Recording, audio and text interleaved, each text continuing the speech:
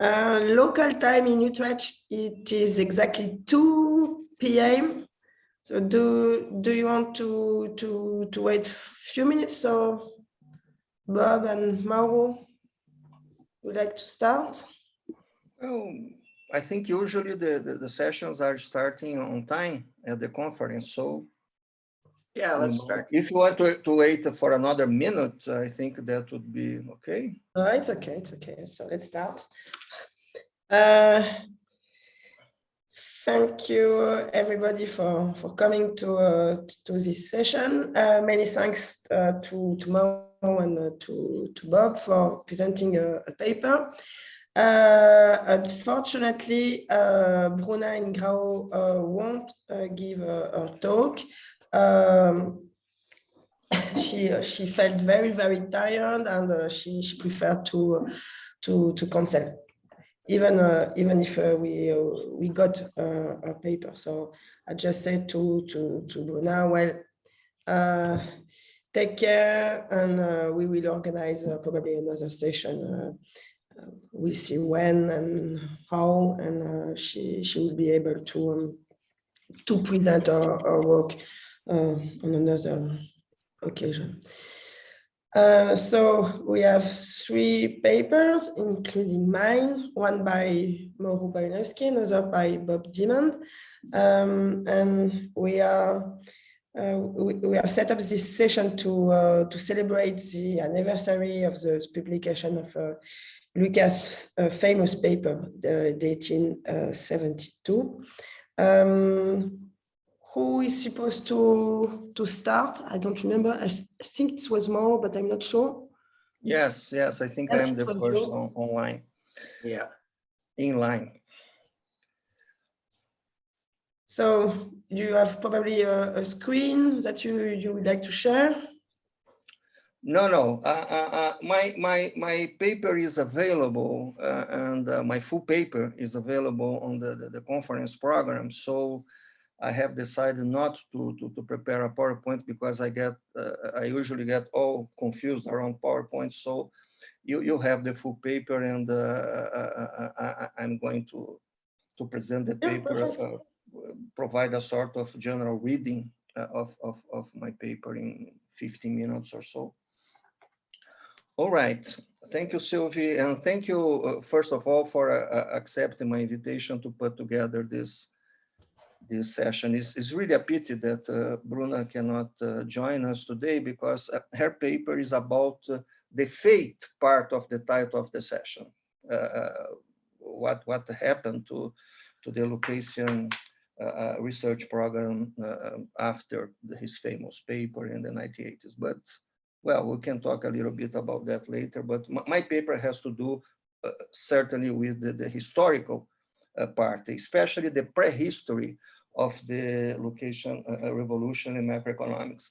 And the idea here is to investigate the prehistory of the notion of monetary misperceptions hypothesis. That is, that notion that was advanced by Phelps, really, in his famous island metaphor that was formalized by Lucas, but it really became widespread and very influential after Lucas. And well, became influential at least for some time. And that is related to the information problem and to the economic agent's ability to distinguish between real changes in demand and nominal changes in demand. The nominal changes are related to aggregate changes associated to shifts in money supply, especially. And this confusion or this misperception, that word was not used by Phelps or Lucas, but it was used later by Barrow, McCallum, and others. That misperception between relative prices and absolute prices behind the famous signal extraction problem in Lucas and the Lucas supply aggregate supply function, the surprise supply function that was so proeminent for some time, especially in the 1970s and until the early 80s, I should say. So the idea of the paper is to investigate whether that notion of misperception can be found before Phelps and Lucas, long before them. And actually, the answer is yes, it can be found in three, at least in three authors, three very well-known authors. The foremost classical economist, John Stuart Mill, the leading founder, member of the German Historical School, Roscher, and the prominent Marshallian Cambridge economist, Dennis Robertson. So they come from different backgrounds, but they all have this similar notion. And what's, I think, particularly interesting is that all of them, they were concerned with an explanation of business cycles in an economy with flexible prices. Although, of course, Robertson took into account nominal wage rigidity under the influence of Marshall, most likely at Cambridge. But for Mill and for Roscher, it was, and mostly for Robertson, it was really a matter of an economy with flexible prices.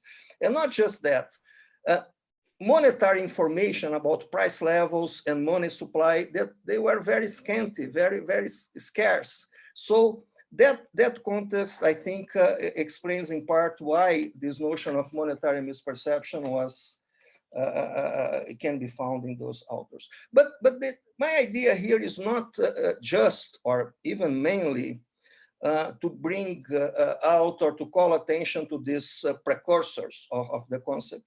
But the main point is why those anticipations, if you can call it like that, I think that's a problematic concept, but anyway, those so-called anticipations were not acknowledged in the literature. They were not even noticed in the literature until Phelps and Lucas put forward, and especially Lucas, in a formal model, that concept.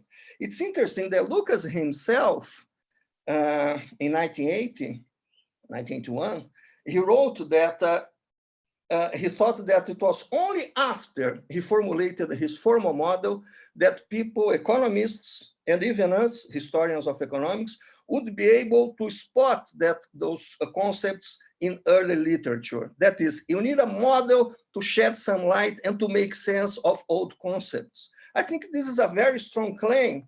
And against my own expectations, I think we can find some vindication for that in my historical exercise. And Lucas himself, he was very much looking for vindication. That is, he thought that if he could find some precursors, then that would vindicate in a way his own model. But he looked for precursors in the wrong authors. For instance, Wesley Mitchell. There's nothing Mitchell that can even come any close to the notion of monetary misperceptions. And he referred as well to Hayek. Hayek is a much more complex case, but as Lucas realized later on, in part under the influence of Kevin Hoover, that was a wrong track. I mean, you cannot find the concept in Hayek either. So where you can find it? You can find it in these three authors, Mill, Roscher, and Robertson. So maybe we can say that history of economics for professionals, I mean, that's true, but we, so-called experts in history of economics, we only realized those formulations of the monetary misperception hypothesis after Lucas put forward his model. That's the truth of the matter, that I think. So the question is why Lucas did not realize that there were these precursors. Phelps is a partial exception of that because he was knowledgeable, partially knowledgeable about Robertson, probably under the influence of some professors he had at the Yale. And okay, so in Mill, this monetary misperception, let's go straight to the textual evidence. In Mill, this monetary misperception is called general delusion. In Roscher, it's called generally prevailing error in German. I don't dare to pronounce this in German here, but this is a translation from the German original. Not by myself, because the text is available in English. part of it. And in Robertson, it's called monetary misapprehension. So these are the terms used by those three authors. Very well. So let's move to Stuart Mill. The main piece of evidence in Mill, it comes from his famous essay of the influence of consumption on production, published in 1844, but written in 1829. It is famous, all right, but it's famous now. For almost 100 years, it was all but ignored by the economic profession, this essay. It was only after Becker and Baumol and others in the 1950s that economists start to pay attention to that remarkable essay when they were trying to clarify the meaning of Say's law and all that, and it is indeed remarkable. I would say that's the best thing that Mill ever wrote. But and that you can also find that in The Currency Jungle and an essay he wrote in 1833, and also in some parts of his Principles. I'm not claiming that I am the first to spot this in Mill. There is a literature on that. Okay, the very first was Robert Link in a PhD thesis he did at the Columbia in the 1950s. But Link pointed that out before Lucas and Phelps, but he did not realize the analytical novelty represented by Mill's notion of general delusion. And now I was not important for Mill because he was trying to explain against Thomas Atwood, especially around the 1825 crisis, which was the first major economic crisis in the history of capitalism in England. He was trying to explain why production may come close to full employment and exceed its equilibrium level. There is a notion of equilibrium level in Mill. And the explanation for Mill is the fact that usually, most of the time, some producers are increasing their output levels, others are reducing their output levels because of the mechanism of the allocation of resources in the economy. But I read this part for you, it's on page 8 of my paper. If all producers are endeavoring to extend their outputs, their levels of activity, it is a certain proof that some general delusion is afloat. What's the general delusion? The delusion that an increase in the price level is interpreted by these producers as an increase in relative prices. That's the point. That's his main point.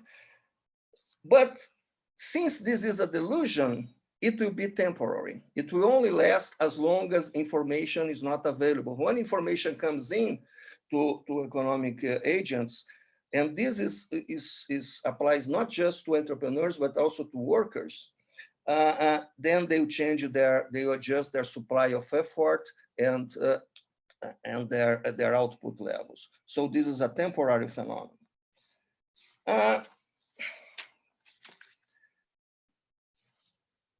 This equilibration process will bring about a reduction, a contraction in output towards its equilibrium level, although you may have an overshooting.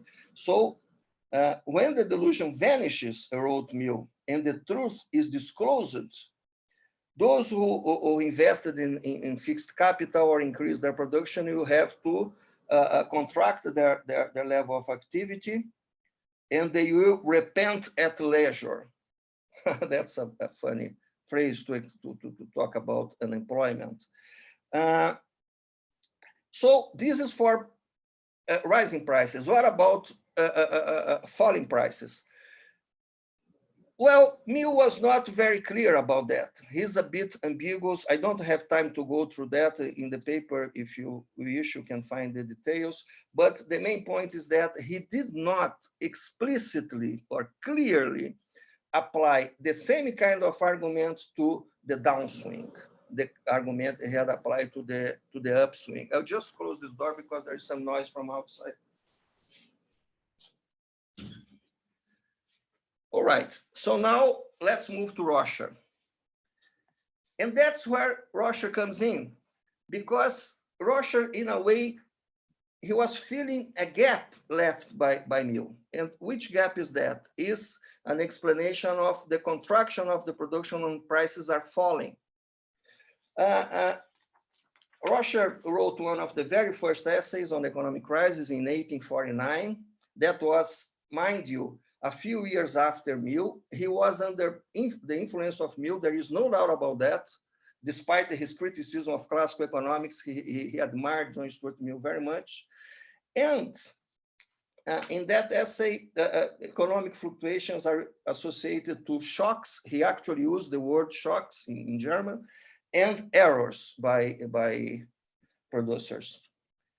The particular kind of error I'm interested in here is exactly this that is associated to falling prices. You see, Roscher sort of reproduced Mill's point about Say's law, that Say's law does not strictly apply to a monetary economy because you can have excess demand for money and all that. But there is a key point here. In what circumstances an excess demand for money will bring about a contraction of output? That will only be the case if prices display some kind of rigidity. Otherwise, this will only provoke a reduction in nominal variables like the price level and money wages and so forth. And that's exactly what Roscher did. He explained why was that so. That is, he explained why when there is a general contraction in nominal aggregate demand because of a reduction in money supply, economic agents or producers will not reduce their prices immediately in proportion to the fall in money supply, which would be the case according to the quantity theory of money, of course, or to the neutrality of money. And why is that so? And he writes explicitly, because they don't know the money supply and because they don't have information about the price level. He calls it the value of money. The value of money, of course, is the price level. So because of that, they don't reduce their prices in the same proportion, and therefore output will come down. But this is a temporary phenomenon that will come to its end when producers realize that the price level really is coming down, and then the money supply as well is coming down. So you see, Roscher complements Mill's argument, focusing on a price fall instead of the upswing as Mill had done. I have lots of other details about Roscher, but we don't have time to go through that. But that's really the main point. So, and Roscher used that expression, generally prevailing error, in the German equivalent, to convey that notion. So now let's move to Robertson. So Robertson is something different, of course, because it's now we are in the early 20th century. His 1915 remarkable book, Cambridge dissertation, A Study of Industrial Fluctuation, that is very likely the first ever treatise or book on business cycle in the English language, and according to Hicks and others. And now with Robertson, we have a full account of the business cycle. So Robertson takes into account the two parts that were separated in Mill and Roscher, that is the upswing and the downswing, and therefore he formulates the mechanism, the monetary misperception mechanism, both for an upswing, for the price level rise, and the downswing when money prices are falling. Robertson's book was very much, and he wrote that clearly, on the Marshallian tradition in the methodological, that's, you see, methodological, not theoretical sense, that according to Robertson, you should explain business cycle as the result of changes in relative prices and rational reactions by producers and workers to changes in relative prices. But what happened is that most of the time he was referring to changes in relative prices caused by real factors, especially technological changes. But he also took into account changes, apparent changes in relative prices caused by monetary misperception. And that's very clear. I have here some quotations that if all prices, including wages, were equally affected, the result would probably be a general increase of production beyond the point which is the most advantageous. It's a natural tendency of every man to suppose that the product which he sells will be more rapidly and deeply affected by any current movement than the products which he buys. So this is for the upswing, and for the downswing the same. An increase in the price level, an expected increase in money supply and the price level induces each producer to expect a rise in the exchange value of his own product. And that's caused by misinformation. That's very clear. That notion appears, for instance, when the concept of monetary misapprehension is the specific context is the decision about the level of stocks, inventory holding by businessmen. And he writes that although it's impossible to think about a general increase in relative prices, in a monetary economy, each producer or owner will expect a rise in the value of its own product and consequently, blah, blah, blah, blah, blah, blah. And I showed that this is very similar to Lucas' argument that he associated to Phelps, that you can, how can you explain that every producer, all businessmen are making the same mistake? And the explanation is this one: this can happen in a monetary economy. Okay, now I'll move to my conclusions, because just a final point about Robertson before I conclude my discussion here is the fact that Robertson, he distinguished very clearly this mechanism from another explanation of the downswing, which is a money wage rigidity. He kept those effects in different departments, so to speak. And of course, the notion of money rigidity, he referred to Marshall, not just to Alfred Marshall, but to Mary Pelle Marshall as well in their book in 1879 on the economics of industry. Okay, so now the question is, why was that so? Why Lucas and Phelps refer to a passage in Robertson, but it's a very partial discussion by Robertson. He never referred to the full discussion in the study of industrial fluctuation. He referred to a single paragraph in Robertson's well-known book, Money, published in 1922, his handbook on money. But the fact is that, generally speaking, neither Phelps nor Lucas, they were really aware of that literature, of those so-called precursors. And why was that? Because nobody else was. Who were Lucas' sources about the history of monetary economics? People like Jacob Weiner, Frank Fetter, his well-known book, even Hayek. Hayek, of course, was quite knowledgeable about the history of monetary economics, and especially Haberler and Patinkin as well. So these are the usual suspects. Not one of them referred to that literature. Not one of them referred to Mill or Roscher, or especially Robertson, concerning this monetary misperception effects. And how was that? They probably read it, but they did not think it was relevant, because its analytical import was not really perceived at the time. So it got lost in the shuffle. Even contemporary knowledgeable economists like Wicksell, for instance, who read both Mill and Roscher, he did not pay any attention to that. So this is probably yet another case of Robert Merton's simultaneous or multiple discoveries. Maybe it is, but there is another point here. Why those concepts were not did not attract attention from macroeconomists in general at the time or afterwards? And one of the reasons is that those authors, both Mill, Roscher, and Robertson, they did not really express that as part of their central message.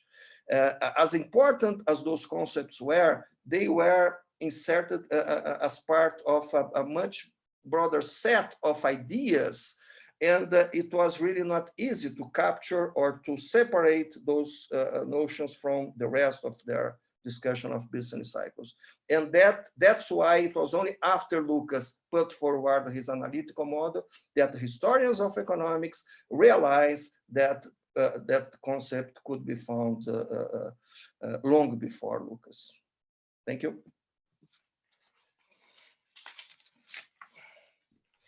Thank you, Mauro. So yes.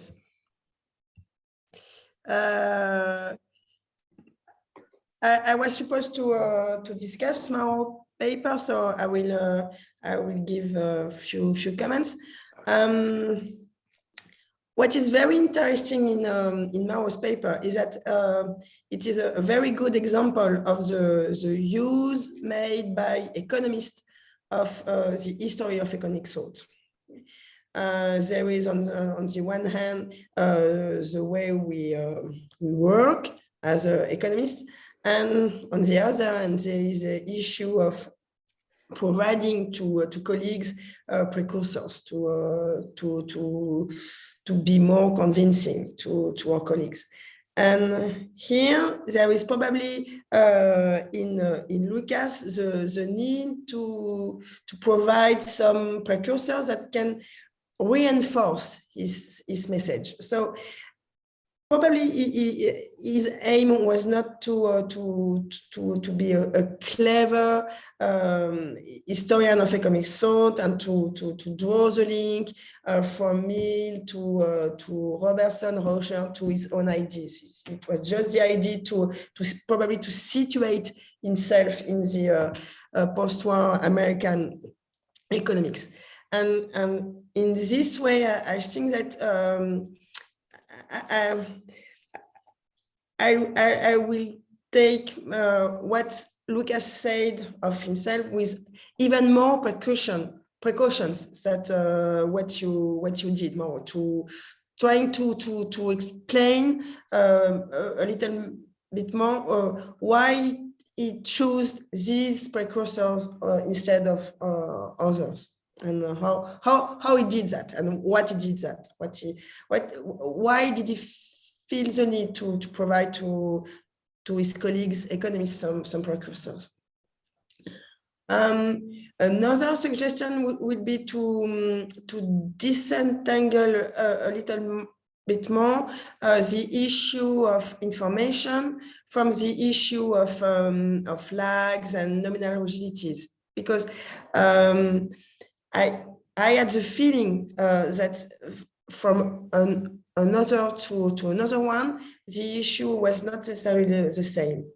And why I suggest that, it is because of Phelps, because in Phelps, in his parable of the islands, probably that the two are mixed, the issue of nominal rigidities, quite usual for Keynesian, and also because we live in islands, the issue of information. And probably that this disentanglement between nominal rigidities on the one hand and information on the other hand would probably reinforce your message about the precursor, the tradition, which is the right one, and which is the other one that he wanted to put forward.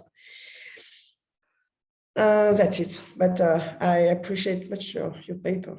Thank you. Thanks, Sylvie. May I offer a few comments as well? If I want to reply? What did you ask, Bob? I asked if I could make a few comments as well.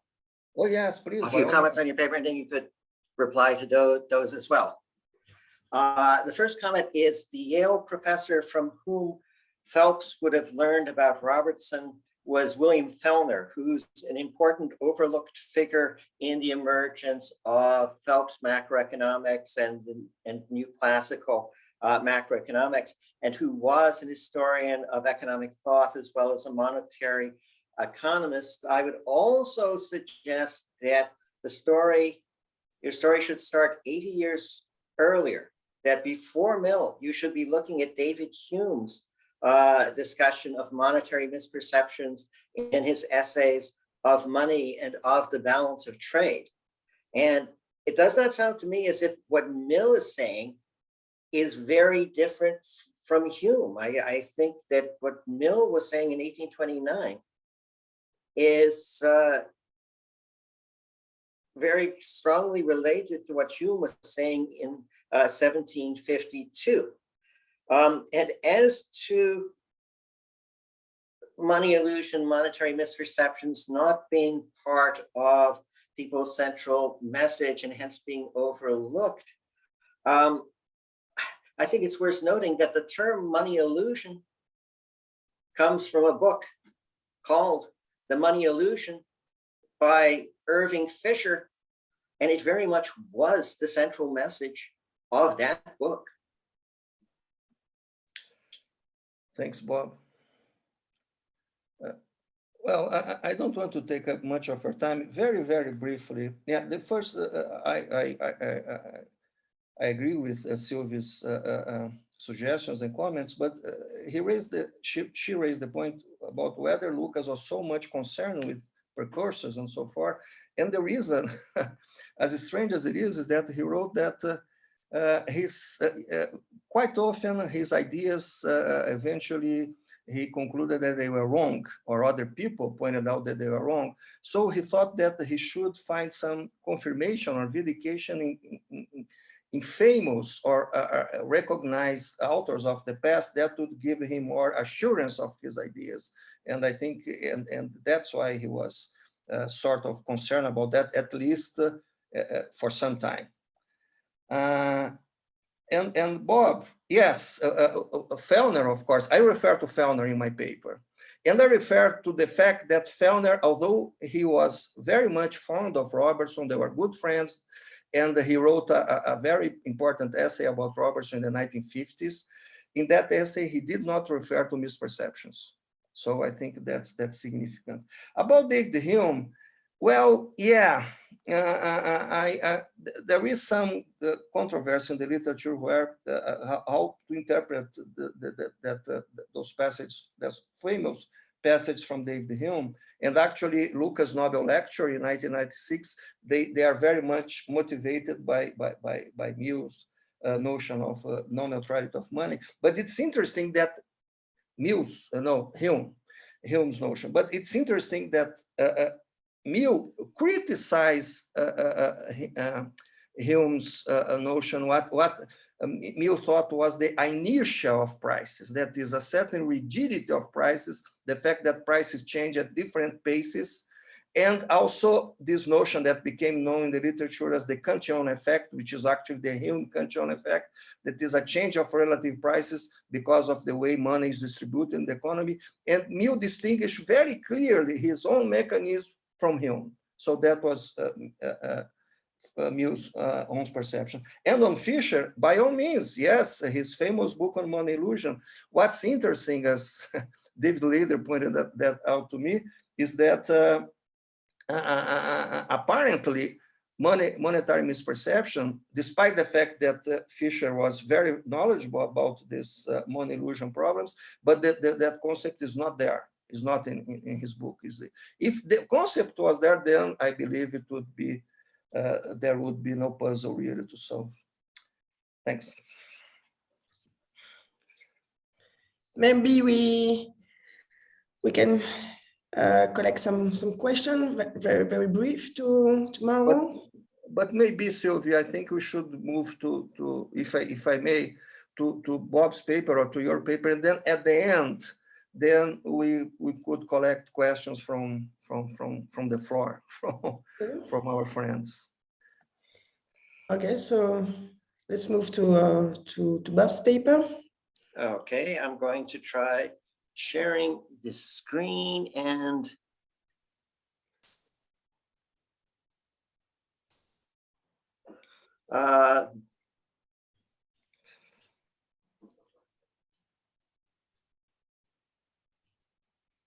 okay, I'm going to have to, and unfortunately, the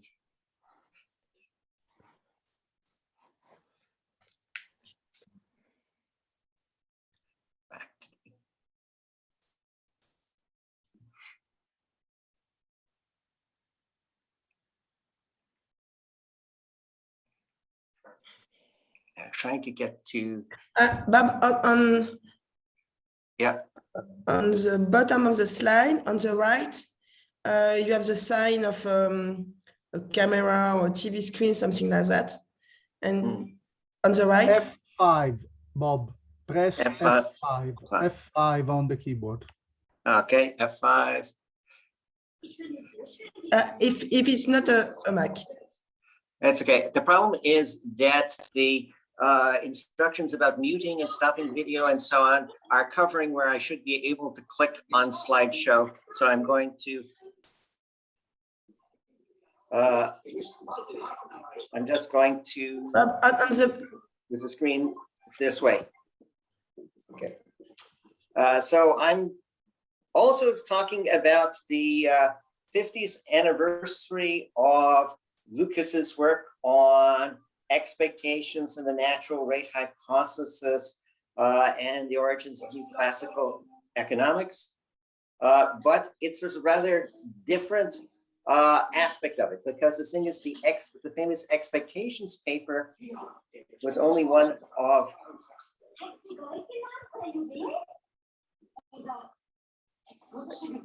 I can hear some, well, I hope you can hear me over whatever is the background. No. So I'm talking Bob, about Bob, you can ask Morales to mute. Morales, yeah, it's done. Okay, thank you. Okay, so I'm talking about an exchange over the new classical challenge to Keynesian economics between these two outstanding macroeconomists, Robert Lucas and James Tobin, who were debaters who took each other seriously. So they were engaged in interchanges throughout this period, but I'm going to be concentrating on two aspects of their interaction. James Tobin, unusually among Keynesian economists, explicitly described himself as an old Keynesian economist. Lucas obviously was a critic of Keynesian economics, whether new or old, though he referred to his earlier Keynesian education. They took each other seriously in intellectual exchange without either of them persuading the other, but I'm going to be looking at two major interactions. One of these was at a conference in 1970, published in 1972, so the same year as the Lucas's expectations paper in the Journal of Economic Theory. This was at a conference on the econometrics of price determination, sponsored by the Social Science Research Council and the Board of Governors of the Federal Reserve System.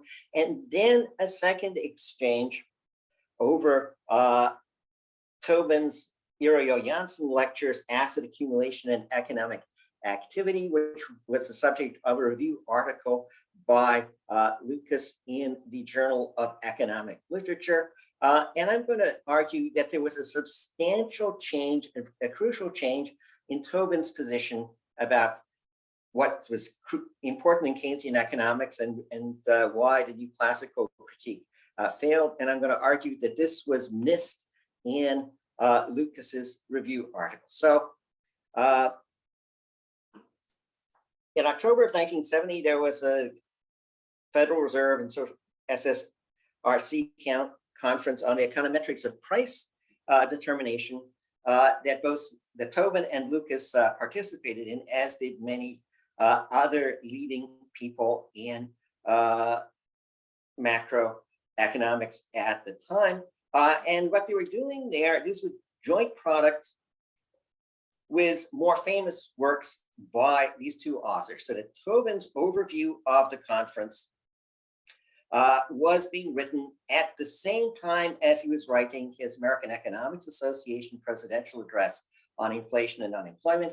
And Lucas's paper on the econometric testing of the natural rate hypothesis at the conference was a joint product with his paper on expectations and the neutrality of money. So that the paper that he gave at the conference can be viewed as the empirical twin to the purely theoretical article that he published in the Journal of Economic Theory. These papers would be more widely read in their reprints in the essays of these two outstanding authors. I don't think that the conference volume is in wide circulation, but obviously Lucas's studies in business cycle theory and Tobin's essays in economics are wide circulation.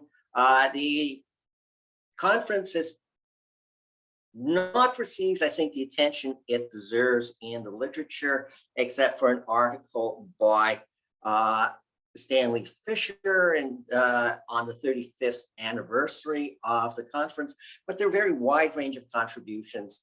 There's the Anderson and Carlson presenting this as the St. Louis Federal Reserve monetarist model.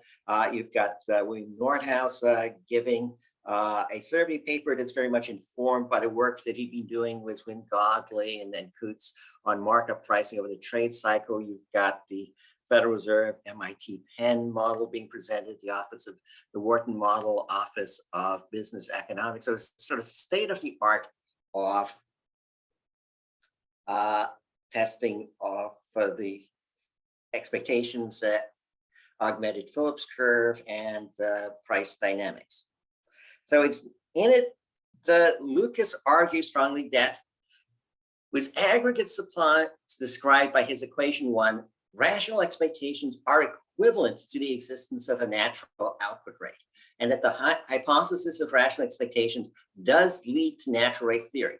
Indeed, if imperfect imperfections are the only source of price rigidity, the two hypotheses are equivalent. And here is his equation 1, where it's in log terms of deviations of output from its natural level, that the output gap is related to errors in expectations. So that if, and the ifs are important, if one imposes the assumption that output varies from the natural rate only because of mistaken price expectations, then if there are no systematic errors in expectations, then output varies from the natural rate only because of random shocks. Now, Lucas's presentation, and not just in that paper, but in general, has been to explain the monetary misperceptions argument, to explain why errors in expectations cause fluctuations in output. Whereas what Tobin pointed out and stressed is that the crucial thing about equation 1 is not the argument that errors in expectations cause fluctuations in output, but the specification of supply function in which nothing else is allowed to cause any fluctuations in output. Because if indeed only mistakes in price expectations can cause output to fluctuate, and there are no systematic mistakes in expectations, then output fluctuates only because of random shocks. But the crucial thing is imposing the assumption that nothing else affects output. So Lucas's results don't just follow from rational expectations, but crucially from the equation 1 assumption that output deviates from the natural rate only because of errors in expectations. And errors in expectations cause price rigidity because people don't realize that the purchasing power of money has changed, and so they would resist the reductions in money wages, so that low output and high unemployment occur when workers underpredict prices, so that the real wage is higher than the perceived real wage. And yet if you look in Lucas's volume of studies in business cycle theory, just preceding those 1972 papers, their papers with Lucas and Rapping, where Lucas expresses awareness that real wages don't have that consistent counter-cyclical pattern. He expresses awareness that there was a drastic wage decline from 1929 to 1933 associated with the high unemployment of the Great Depression, indicating that it's not downward wage rigidity in the early 1930s. So Tobin, in his overview of the conference volume, he says all sorts of nice things about Lucas.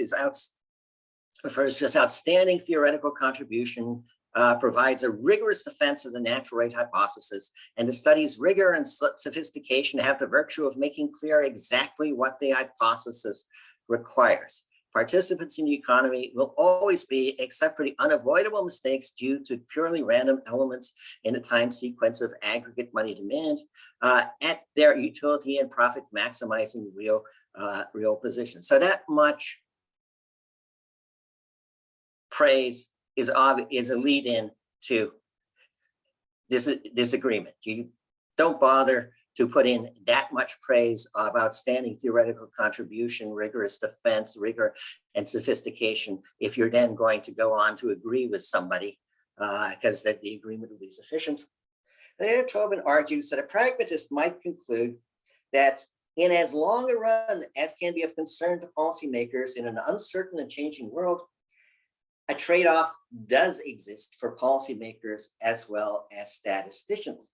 And he then teases Lucas by suggesting that there is another precursor for his results, not Robertson in this case, but another Cambridge economist, a fellow named J.M. Keynes,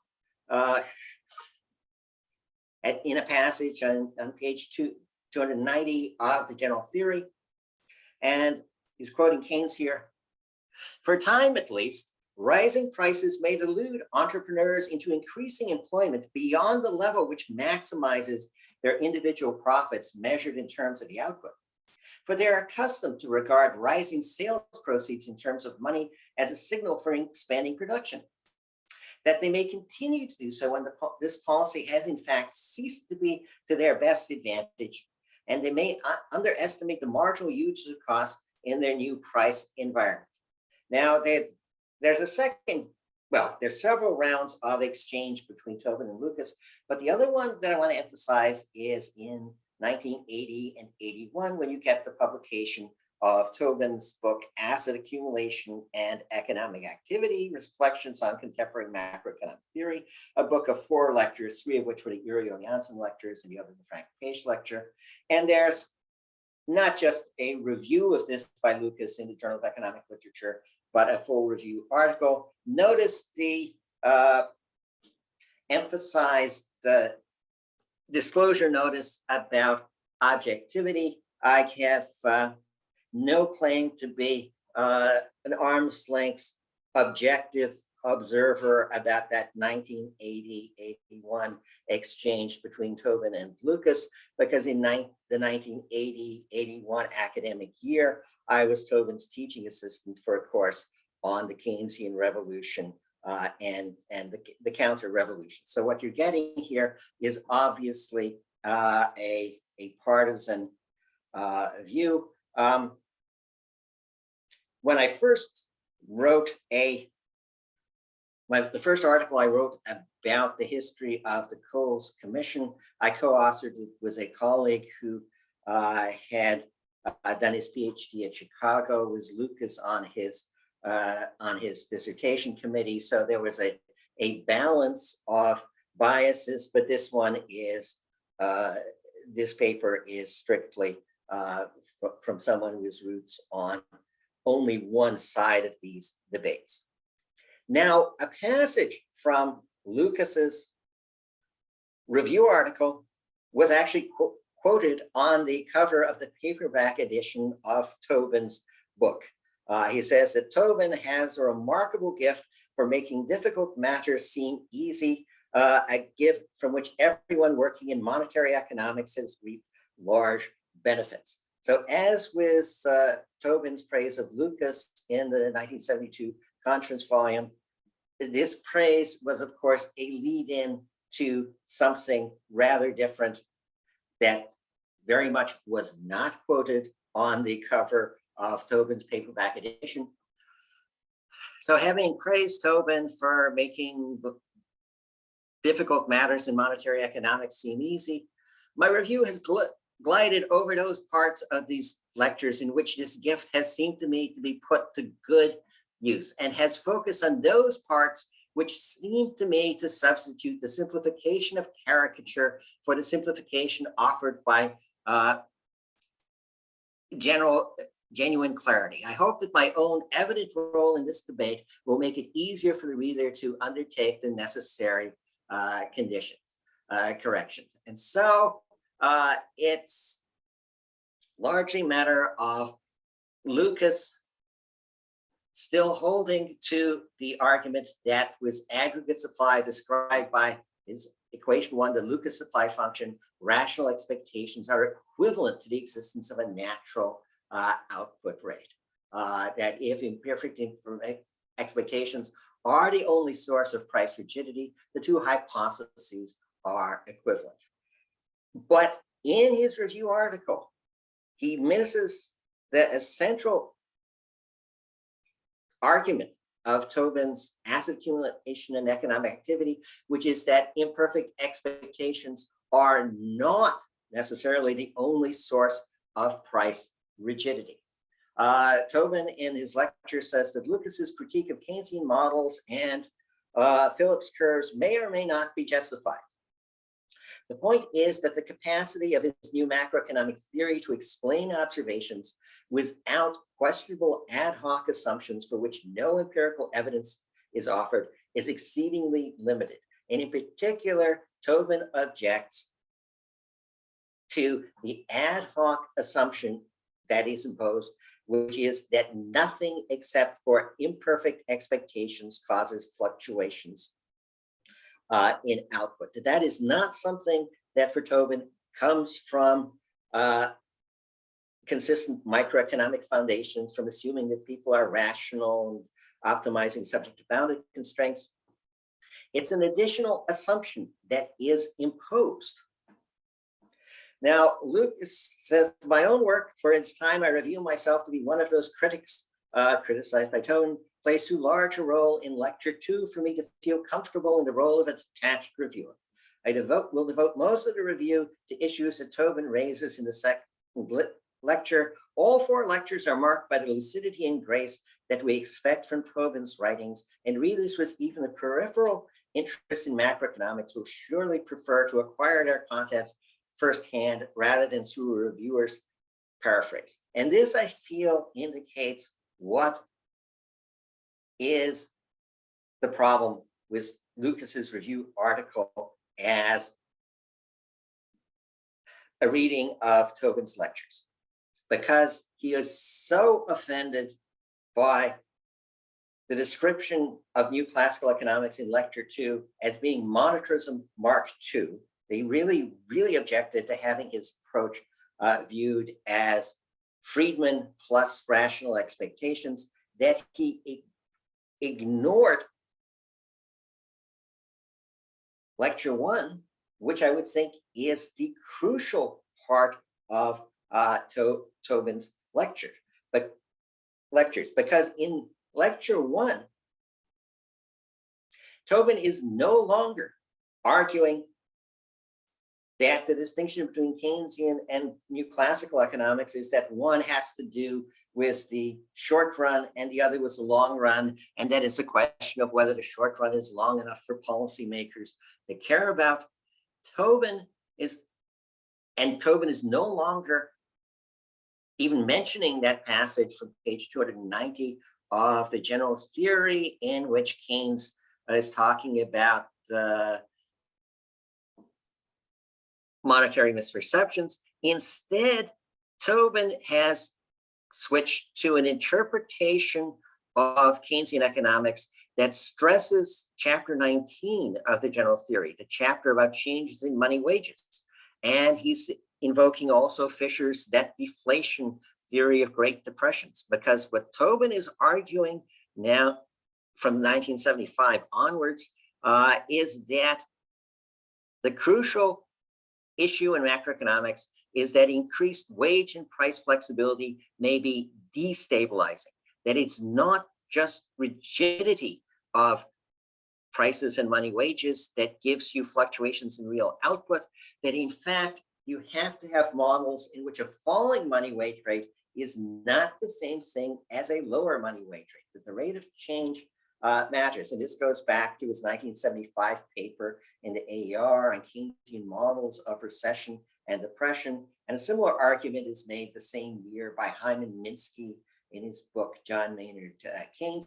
But it's a matter of rereading Keynes and focusing on chapter 19, on the changes in money wages, what happens when you have flexible money wages, and then looking at the fact that inside debts are fixed in money terms, deflation raises risk premiums, because with deflation, you have an increased risk of bankruptcy and default.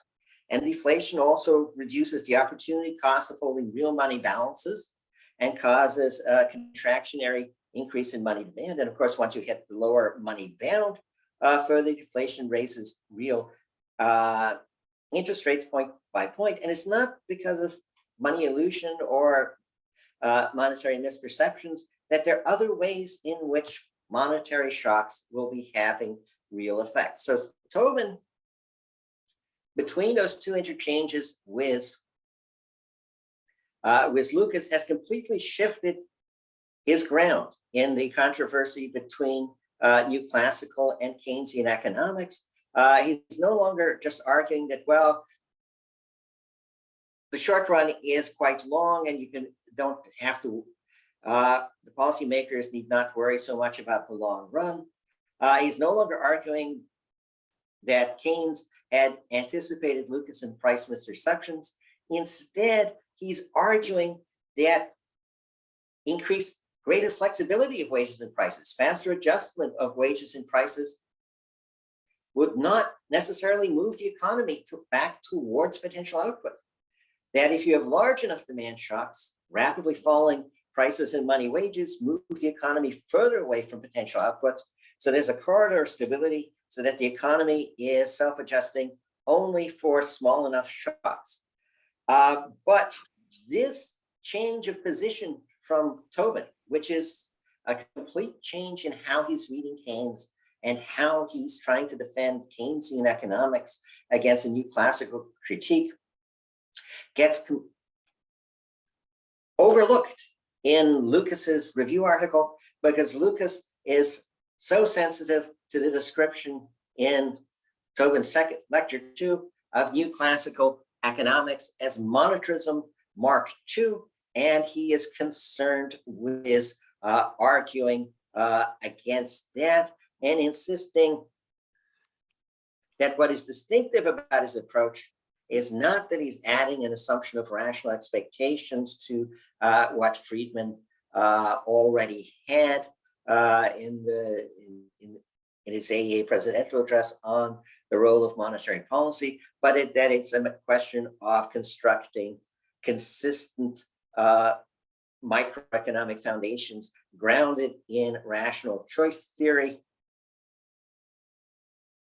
Whereas Tobin would argue that what Lucas has done is taken consistent microeconomic foundations grounded in rational choice theory and tacked on the assumption that price misperceptions are the only thing that could cause output to vary, which Tobin is arguing it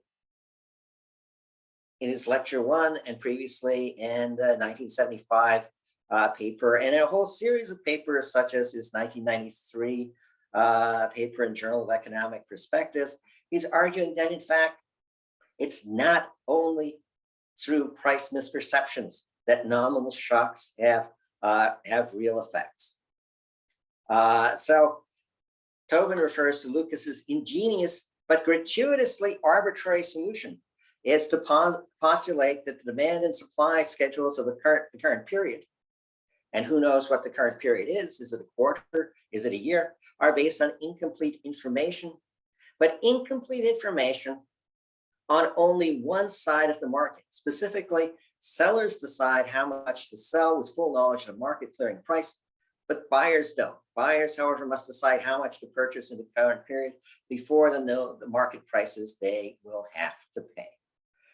So Tobin was arguing that it's not true that the only way the rate of change of prices and wages affects real output is through errors in expectations.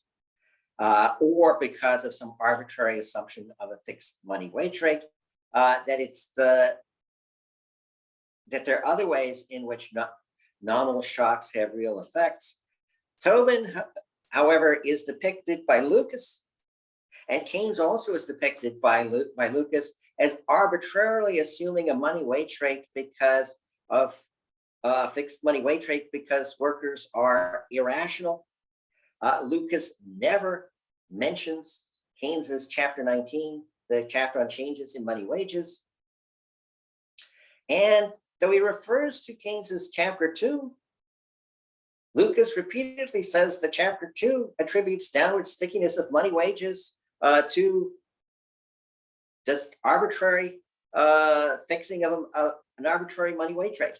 Whereas if you look at chapter 2, what you find is concern about relative wages when they're staggered contracts. You find all the things that are later invented and formalized by John Taylor,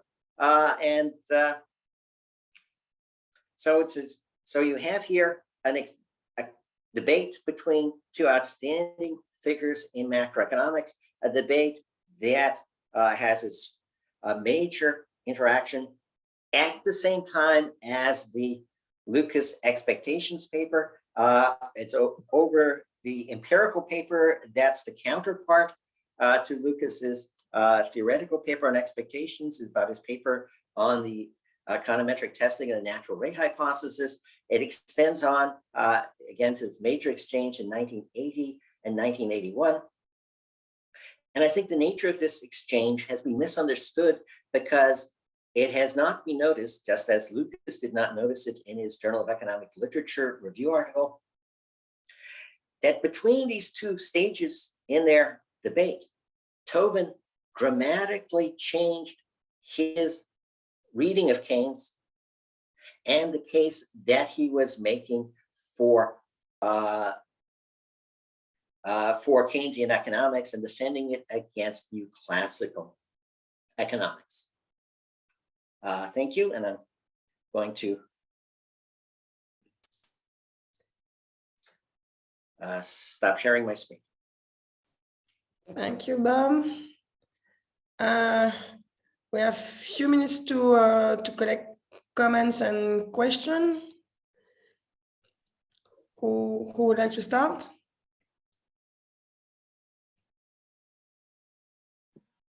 Sylvie, do you want to do it now? Well, as a matter of fact, I understand that Bruna was supposed to comment on your paper, right, Bob?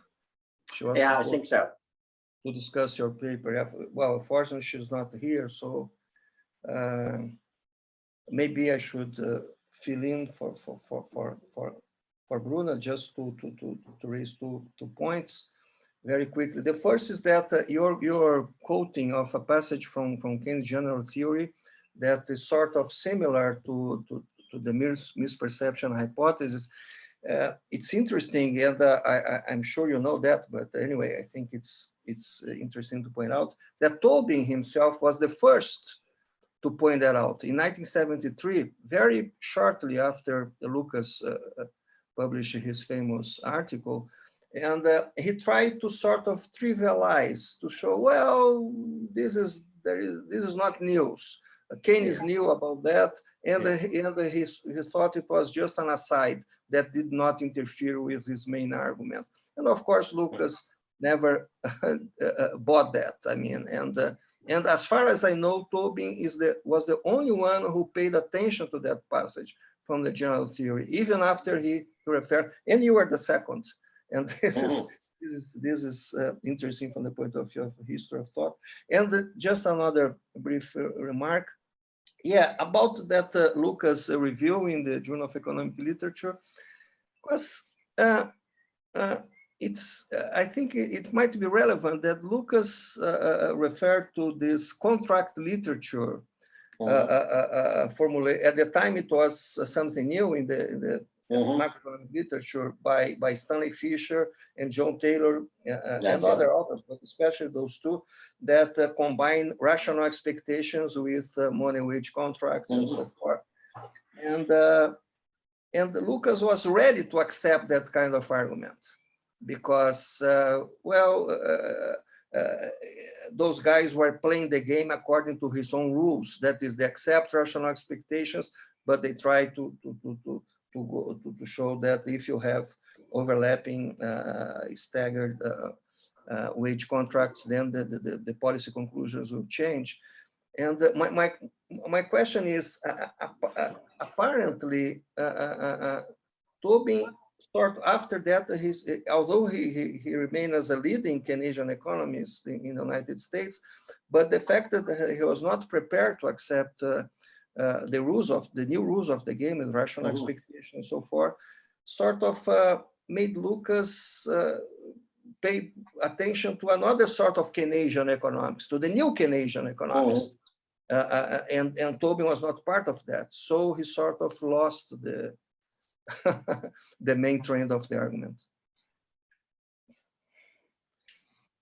Well, I think the issue is which way the main trend of the argument went. So because the main trend of the argument went into new Keynesian economics, which is effectively new classical economics with nominal frictions added. And Tobin was trying to change the direction away from nominal frictions to issues of stability, to the question of whether increased wage and price flexibility was destabilizing. And it's noteworthy that Lucas, in his review article in JL, simply chooses, he either missed it entirely or chose to ignore it.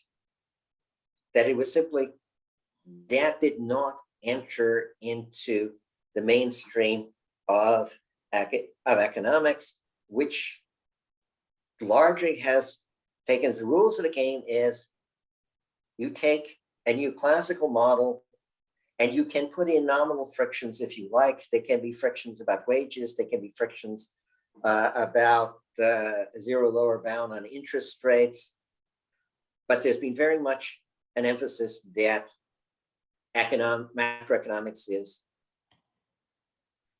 new classical economics with at most nominal frictions, because nominal frictions are not a major deviation in theory. They're comfortable to handle for people with a new classical training. But Tobin and Minsky and so on were trying to redirect the direction of macroeconomics. And what they were doing was completely ignored. That it was treated as a different language, that to work with seriously with the questions of stability would have required doing macroeconomics in a different language, and people did not. And instead of even talking about it, new classical economists continue to just refute the idea that that there's an arbitrarily fixed money wage rate, as if that's what is there in Keynes. Now, it's a further irony, given that you have relative wages and overlapping contracts right in Chapter 2 of the General Theory, and you have Chapter 19 about changes in money wages. One of the first articles that argues that Keynes had a fixed money wage rate because of money illusion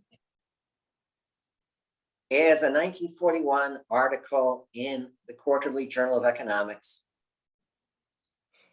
that was an undergraduate essay by James Tobin, and which largely reflected the views, I think, of his teacher, Leontiev. Thanks, Bob. Thank you. Thank you, Mauro. I think now it's your turn, Sylvie. Yeah, I will try to be brief, to keep time for discussion. If I do this, so are you seeing my screen? Yeah. Yes. Yes, okay, good. So there is a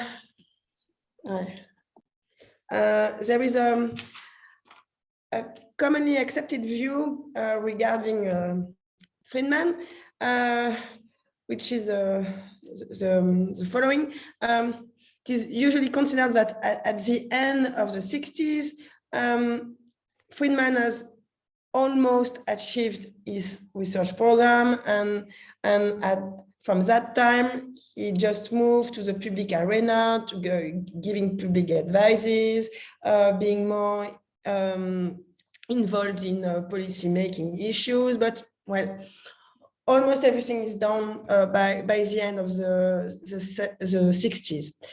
And for me, it's quite strange to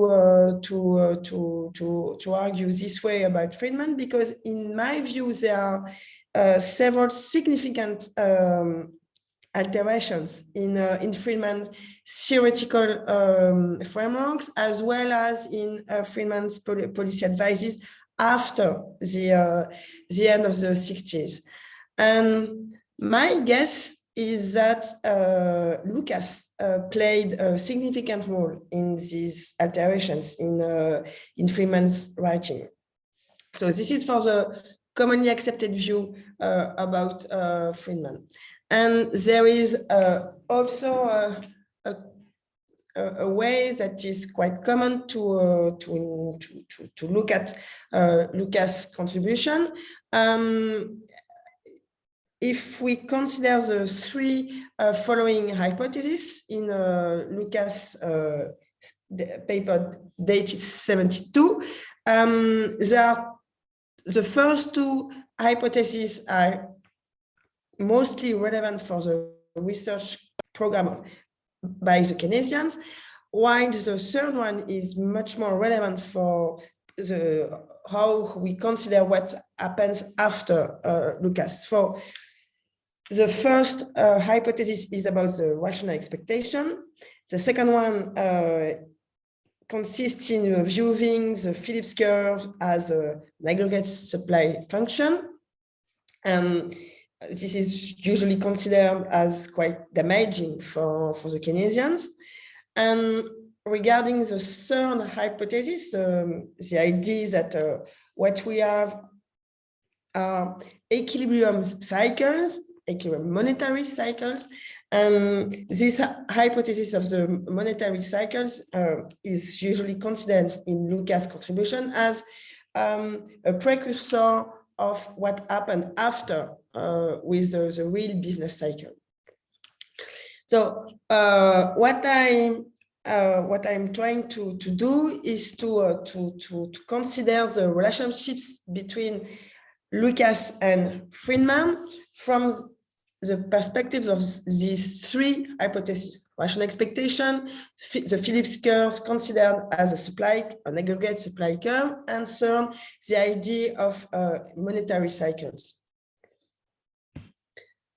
What is interesting is that the initial version of Lucas' paper was rejected by the American Economic Review, and in a way to argue for the novelty, the originality of his paper, Lucas put forward the argument that his formal paper was able to demonstrate rigorously the narrative, what was only a narrative, to be found in Friedman's paper dated 68.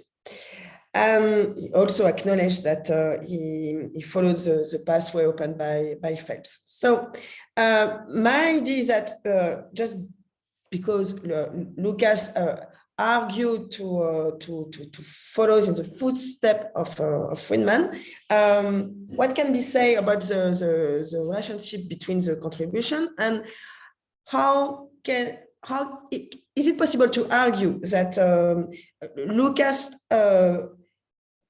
put some pressure on Friedman, and Lucas compelled Friedman to alter his research program. So my claim is the following. First, There is the idea that Lucas' hypothesis of the rational expectation compelled Friedman to remind of his contribution with Savage about personal probability. Second, Lucas compelled Friedman to clear his mind about his own interpretation of the Phillips curve as a disequilibrium phenomena or as an equilibrium phenomena. And third, there is the idea of monetary cycles, an idea that Friedman denied, and this idea of the monetary cycles compelled Friedman to clarify his understanding of lags and rigidities as adjusting process instead of the idea of cycle.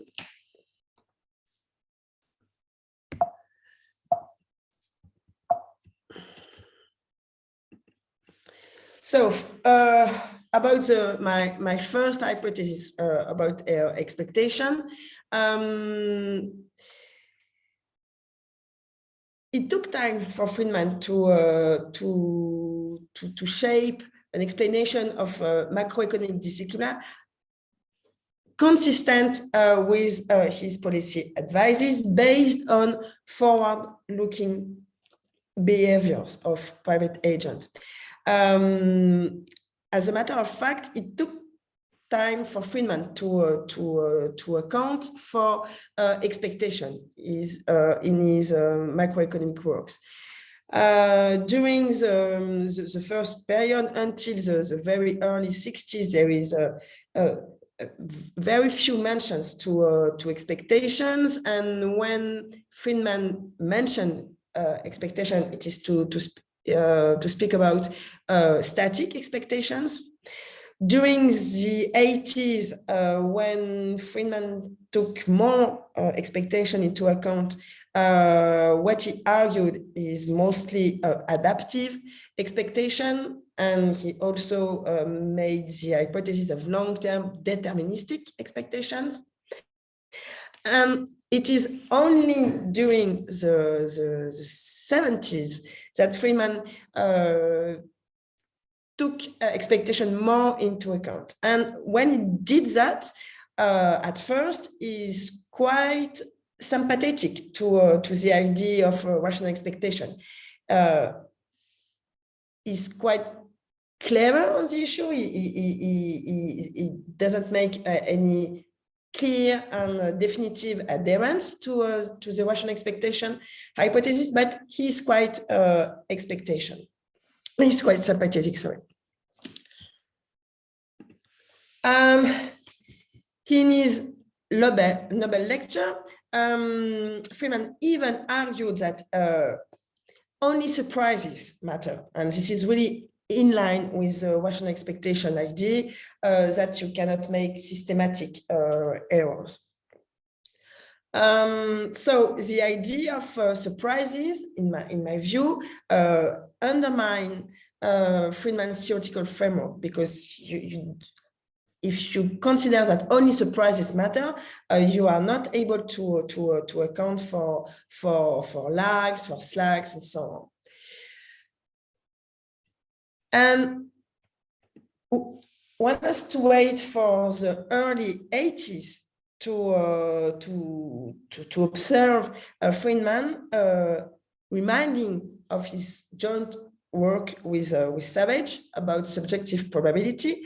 And it is only, so it is in the book Monetary Trends, co-authored with Anna Schwartz, that he explicitly acknowledged his contribution with Savage. And it is only so you have to wait for the early 80s to see Friedman quite critical and explicitly critical of the rational expectation hypothesis. So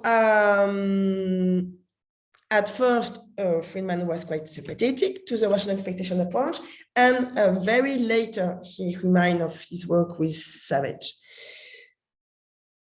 And in my view, this is to be explained by the role played by rational expectation in Lucas. Second, the aggregate supply function. So it is now quite widely admitted that there are two different arguments, two different narratives in Friedman's paper dated 68. The first one in terms of disequilibrium. So the idea is that one has a market economy that is slowly converging to a new equilibrium. And this corresponds to private actor reacting to quantity signals in terms of adaptation of their relative price. And there is a second narrative in Friedman's paper, which is the idea of an equilibrium under less than perfect information. And in the second case, the Phillips curve is interpreted as an aggregate supply function. So you've got, contrary to the first case, you have no perfect competition, but you have imperfect information. In his short essay dated 75, the issue is now clearly stated, and clearly the statement of there is a presentation of the two narratives, the two explanations. The first one in terms of disequilibrium, and the second one in terms of equilibrium with imperfect information. And now Friedman argued that Fisher had it right, because he referred to Fisher, in belonging to the imperfect information case, whereas the Keynesian, especially Phillips, had it wrong in putting the causality the other way. So in sticking to the imperfect competition interpretation of the Phillips curves, the disequilibrium interpretation of the Phillips curves. And again, it seems to me that this clarification has been probably made under the influence of Lucas and Lucas' interpretation of the Phillips curves as an aggregate supply function. But now, when he did that, immediately Friedman was in trouble, because the first case is more consistent with a Marshallian general framework regarding economic agents reacting to quantity signals. But this assumes market power and market imperfections, whereas in the second case, the Phillips curves as an equilibrium phenomenon. It is consistent with perfect competition, but it is quite inconsistent with the Marshallian general framework. And for me, these two types of contradiction can explain quite well why after the end of the 70s, Friedman would stop referring to the Phillips curve, and in the book dated 82, the monetary trends, there is no more reference to the Phillips curve, and so we are left with still the missing equation. And now the last point, to be brief, about the monetary cycle. So Lucas referred to monetary surprises. One has cycles only because we have unanticipated changes. And this is quite devastating for Friedman's monetary rule, because in case of a stable rule that is known in advance, there is no more shock, and so there is no more monetary cycles. Whereas in Friedman, even if one sticks to monetary, we will have monetary disturbances due to lags, nominal rigidities, and information imperfections. That points for the difficulties addressed to the monetary rule advocated by Friedman can explain why after the middle of the 70s, and especially in his Nobel lecture, Friedman came back to facts and say, okay, we have some facts to be explained, especially the possible case of a positively sloped Phillips curve. And here we have to take into account not only expectation, but also the institutional framework in which these expectations are developed. And this is to account for the increased volatility of inflation, for example. So to conclude on this point, with Lucas' paper, money can be neutral even in the short run if the government make an adherence to monetary policy rule. This is really devastating for Friedman's policy advices. And that's why there is the need to come back to facts, trying to explain stagflation, and this corresponds to the reaffirmation of the Chicago School approach to monetary economics.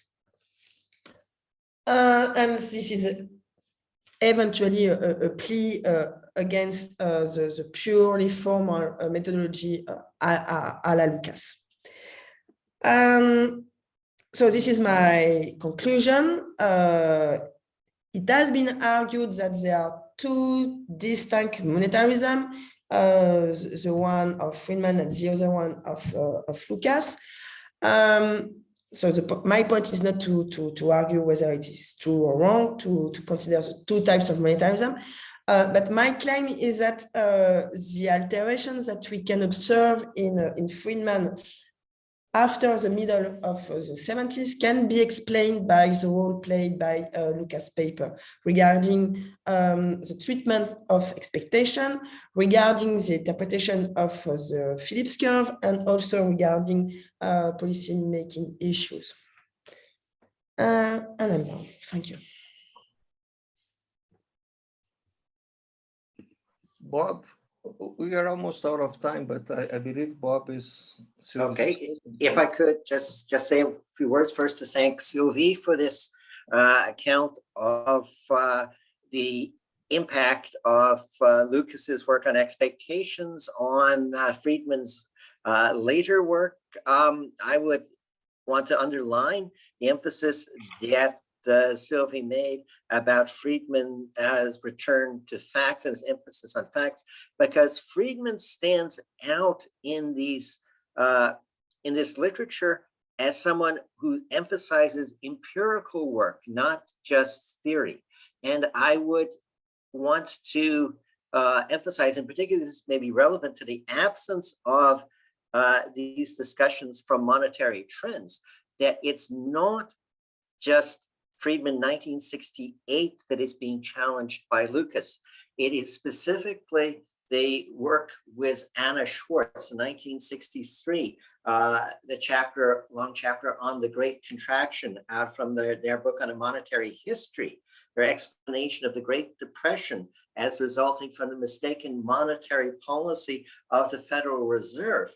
Because if it's only unanticipated monetary shocks that have any real effect, the mistakes of the Federal Reserve should not have had that lasting consequence. It should have been that any systematic monetary policy will be neutral, and then the Federal Reserve, even if it's doing something that they shouldn't have done, shouldn't have caused the Great Depression. So Lucas is not just offering a view that's different from Friedman's presidential address to the AEA.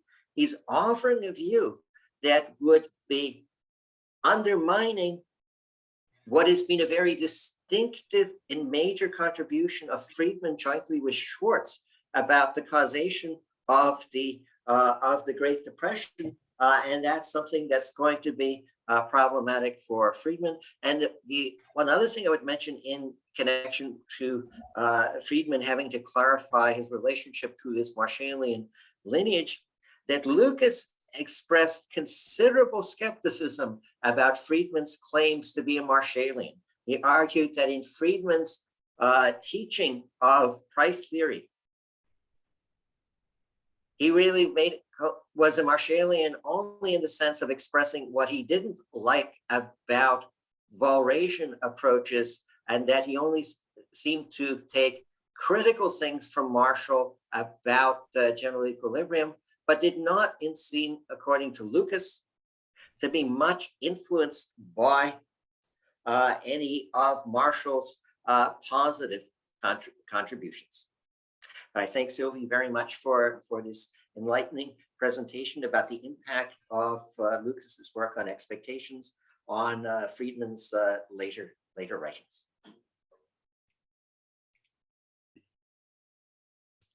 Thank you, Bob, for these comments. I will take account of both. Friedman and Schwartz, 63, and Friedman's Marshallianism, which is not so clear. Maybe it's time to conclude, so we can move to other sessions. Many thanks to everybody for attending this session, and enjoy the ongoing HS meeting, and see you soon. Thank you, everybody. Thank you. Bye-bye, and take Bye. care. Take care. Bye. Plan someday in person Yeah. Soon. soon. Bye.